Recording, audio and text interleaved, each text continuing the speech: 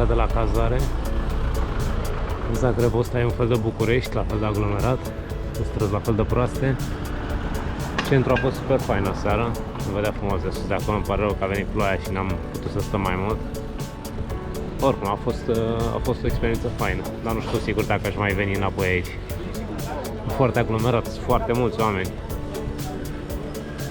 La fel ca în București. Ne plimbăm un pic printr-un parc aici prin Zagreb. Este în drumul nostru spre ieșire. Cazarea a fost ok. Micuță camera, micuță baia, bucătăria era o singură chestie. Era o garsonieră de fapt. Dar a fost ok, curat, tot ce am avut nevoie.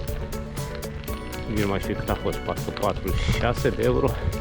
Micul dejun însemna niște musli și niște lapte în frigider, un suc de portocale. Dar nu. Dar a fost ok.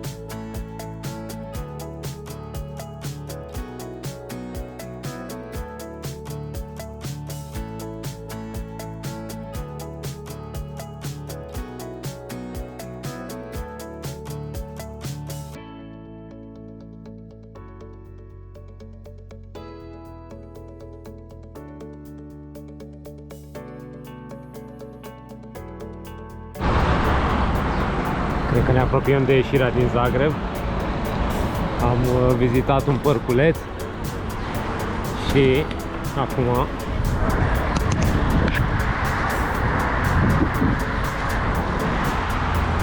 îi dăm înainte. De la cazare am plecat la 9:30, ne-am mai plimbat pe aici, acum e 10:30 și încercăm să ieșim.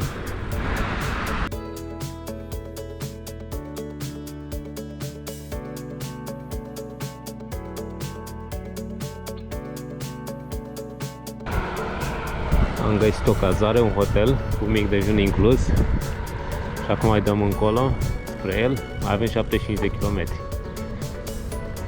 Suntem pe niște sătuce din astea mai izolate pe aici, în afara drumului principal.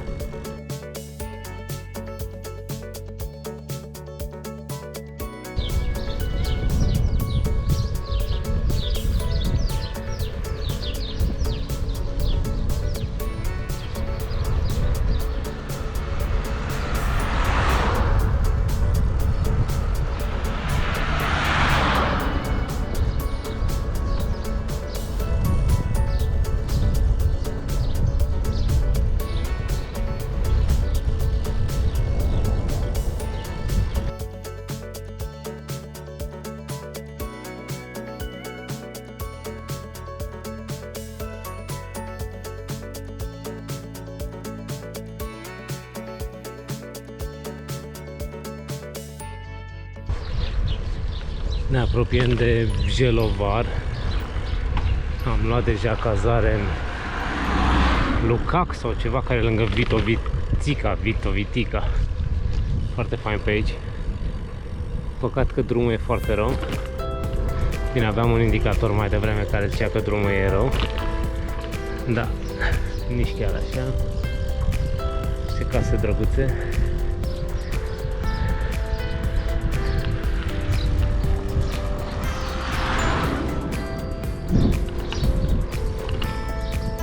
Mă bucur că am lăsat în spate zona aia a Zagrebului, că era foarte nașpa, foarte aglomerată, foarte oameni nervoși.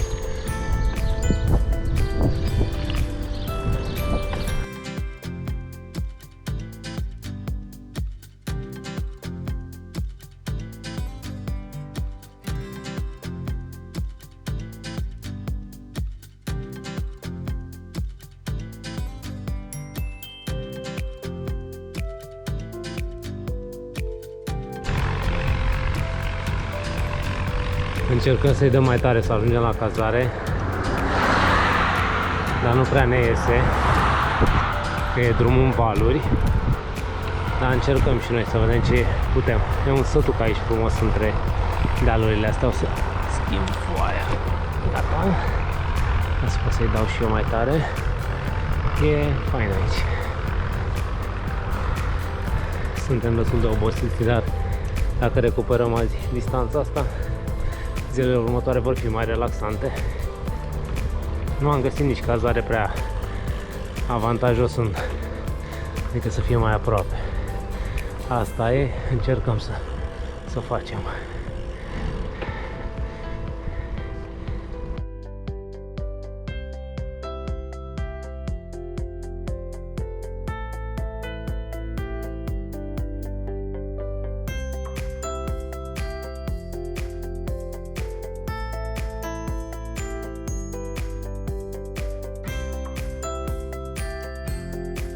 Suntem printr-o pădure, un parc natural sau ceva la ei aici.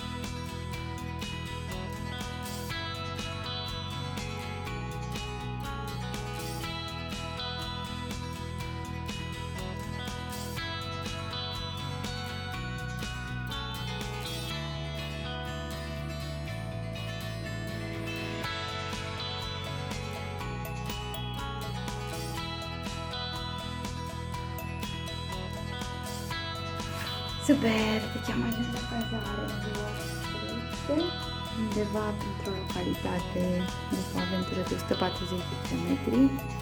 Aici avem camera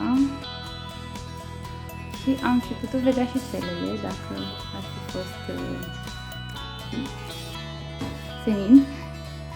Așa, avem un televizor, avem... ce avem acolo? Uite un coveios, iată, cine este asta? Ce drăguț, avem telefon aici. Uite un coveiouză. Interesantă. Și aici avem foarte multe dulapuri. Nu știu ce să gândesc oamenii ăștia de dulapuri. Deci foarte multe dulapuri. Și mai avem dulapuri și la ușă. După Adrian acolo. Este un monstru de dulap. Așa, și avem și această intrare mare. Și aici este baia.